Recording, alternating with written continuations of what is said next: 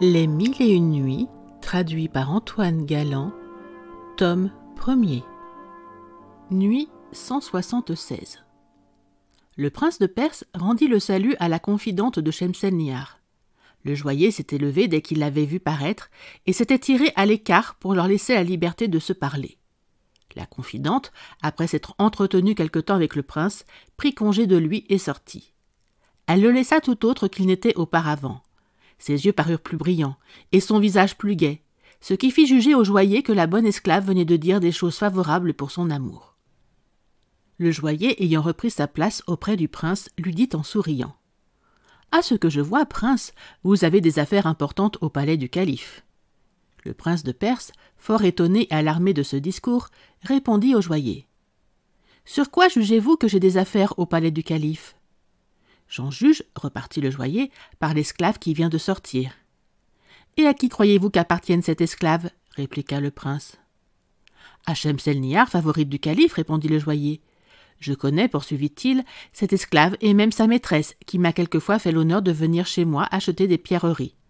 Je sais de plus que Shemselnihar n'a rien de caché pour cette esclave, que je vois depuis quelques jours aller et venir par les rues, assez embarrassée à ce qu'il me semble. Je m'imagine que c'est pour quelque affaire de conséquence qui regarde sa maîtresse. » Ces paroles du joaillier troublèrent fort le prince de Perse. « Il ne me parlerait pas dans ces termes, dit-il en lui-même, s'il ne soupçonnait, ou plutôt s'il ne savait pas mon secret. » Il demeura quelques moments dans le silence, ne sachant quel parti prendre. Enfin, il reprit la parole et dit au joaillier : « Vous venez de me dire des choses qui me donnent lieu de croire que vous en savez encore plus que vous n'en dites. Il est important pour mon repos que j'en sois parfaitement éclairci. Je vous conjure de ne me rien dissimuler. » Alors le joaillier, qui ne demandait pas mieux, lui fit un détail exact de l'entretien qu'il avait eu avec Ebn Thaher. Ainsi, il lui fit connaître qu'il était instruit du commerce qu'il avait avec Shemselnihar, et il n'oublia pas de lui dire qu'Ebn Thaher, effrayé du danger où sa qualité de confident le jetait, lui avait fait part du dessein qu'il avait de se retirer à Balsora et d'y demeurer jusqu'à ce que l'orage qu'il redoutait se fût dissipé. « C'est ce qu'il a exécuté, » ajouta le joaillier, « et je suis surpris qu'il ait pu se résoudre à vous abandonner dans l'état où il m'a fait connaître que vous étiez. Pour moi, prince, je vous avoue que j'ai été touché de compassion pour vous. Je viens vous offrir mes services, et si vous me faites la grâce de les agréer, je m'engage à vous garder la même fidélité qu'Ebn Thaher. Je vous promets d'ailleurs plus de fermeté. Je suis prêt à vous sacrifier mon honneur et ma vie. Et enfin, que vous ne doutiez pas de ma sincérité, je jure par ce qu'il y a de plus sacré dans notre religion de vous garder un secret inviolable. Soyez donc persuadé, prince, que vous trouverez en moi l'ami que vous avez perdu. » Ce discours rassura le prince et le consola de l'éloignement d'Ebn Thaher. « J'ai bien de la joie, dit-il au joaillier, d'avoir en vous de quoi réparer la perte que j'ai faite. Je n'ai point d'expression capable de vous bien marquer l'obligation que je vous ai. Je prie Dieu qu'il récompense votre générosité, et j'accepte de bon cœur l'offre obligeante que vous me faites. Croirez-vous bien, continua-t-il, que la confidente de Shemselnihar vient de me parler de vous ? Elle m'a dit que c'est vous qui avez conseillé à Ebn Thaher de s'éloigner de Bagdad. Ce sont les dernières paroles qu'elle m'a dites en me quittant, et elle m'en a paru bien persuadée.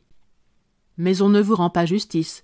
Je ne doute pas qu'elle ne se trompe après tout ce que vous venez de me dire. » « Prince, lui répliqua le joaillier, j'ai eu l'honneur de vous faire un récit fidèle de la conversation que j'ai eue avec Ebn Thaher. Il est vrai que quand il m'a déclaré qu'il voulait se retirer à Balsora, je ne me suis point opposé à son dessein et que je lui ai dit qu'il était homme sage et prudent. Mais que cela ne vous empêche pas de me donner votre confiance. Je suis prêt à vous rendre mes services avec toute l'ardeur imaginable. Si vous en usez autrement, cela ne m'empêchera pas de vous garder très religieusement le secret, comme je m'y suis engagé par serment.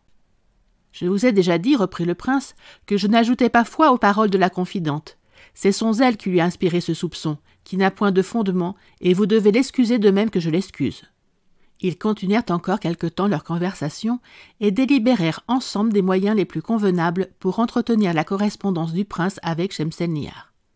Ils demeurèrent d'accord qu'il fallait commencer par désabuser la confidente, qui était si injustement prévenue contre le joaillier. Le prince se chargea de la tirer d'erreur la première fois qu'il la reverrait et de la prier de s'adresser au joaillier lorsqu'elle aurait des lettres à lui apporter ou quelque autre chose à lui apprendre de la part de sa maîtresse. En effet, ils jugèrent qu'elle ne devait point paraître si souvent chez le prince parce qu'elle pourrait par là donner lieu de découvrir ce qu'il était si important de cacher. Enfin, le joaillier se leva, et après avoir de nouveau prié le prince de Perse d'avoir une entière confiance en lui, il se retira. La sultane Scheherazade cessa de parler en cet endroit, à cause du jour qui commençait à paraître. La nuit suivante, elle reprit le fil de sa narration et dit au sultan des Indes. Merci d'avoir écouté cette vidéo. Si cette vidéo vous a plu, vous pouvez vous abonner gratuitement à la chaîne Coin Livre Audio. N'oubliez pas de liker avec le pouce vers le haut. Vous pouvez aussi me laisser un commentaire. À bientôt.